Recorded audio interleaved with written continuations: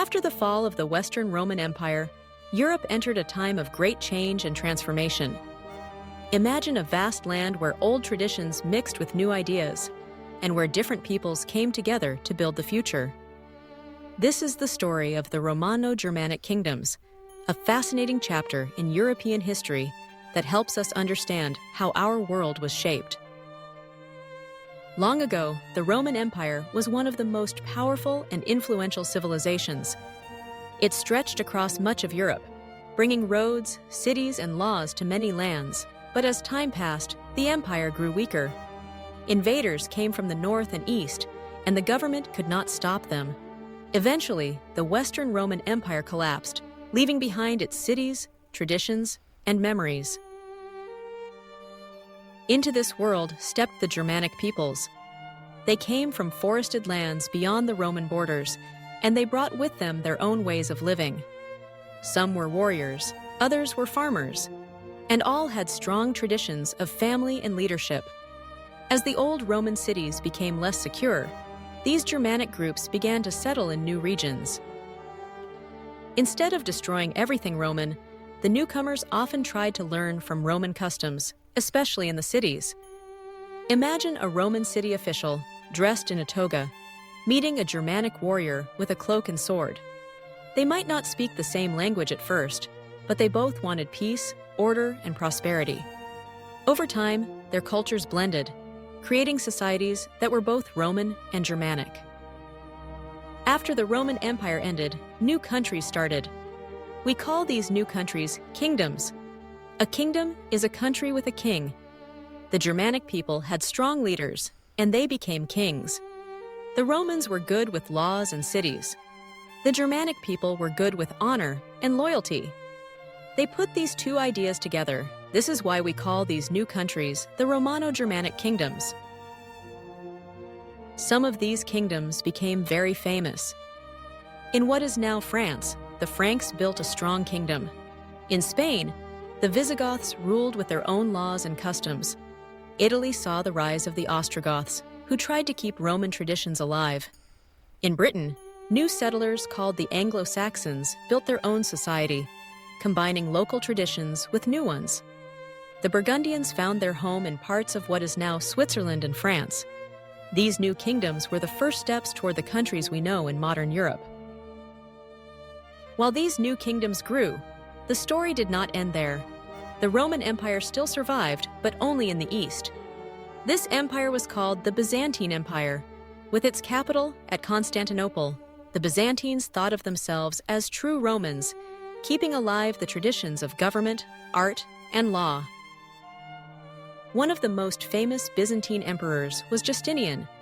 An emperor is a ruler of an empire, which is bigger than a kingdom and often includes many different peoples and lands. Justinian was very ambitious and wanted to bring back the glory of the old Roman Empire. He dreamed of reuniting East and West, so he sent his armies to reconquer lands that had been lost. Under Justinian, the Byzantine armies marched into Italy, North Africa, and even parts of Spain. They battled the Germanic kingdoms and tried to restore Roman rule. This was not easy, and the wars lasted for many years. But Justinian did not stop with armies. He also wanted to make sure people lived by good laws. He created the Corpus Juris Civilis, a collection of laws based on Roman traditions. These laws were written down carefully and became the foundation for many legal systems in Europe. Justinian believed that good laws protected people and helped build strong societies. His work influenced the world for centuries, showing how important it is to have clear rules and fair leaders. While Justinian was busy in the south and west, changes were happening on the borders of the Byzantine Empire. To the north and east, new peoples called the Slavs were arriving. The Slavs were mostly farmers and herders, living in villages and working the land. They did not have big cities like the Romans or Byzantines, but they had strong communities. The Slavs spoke different languages, and over time, they formed two main groups. One group lived in the north, while another settled in the Balkan Peninsula, a region in southeastern Europe. The Slavs in the Balkans started to learn about Christianity from the Byzantines, who were eager to share their faith. Two brothers, Cyril and Methodius, played a very special role in this story. They were missionaries who traveled to Slavic lands to teach people about Christianity. To make it easier for the Slavs to read and understand the Bible, they invented a new alphabet, the Cyrillic alphabet. This alphabet is still used today in many countries, such as Russia and Bulgaria. Thanks to Cyril and Methodius, the Slavs could write their own books and share their culture with others.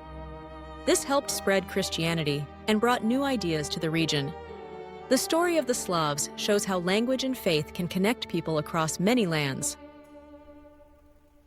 Let's take a moment to review some important words we learned today.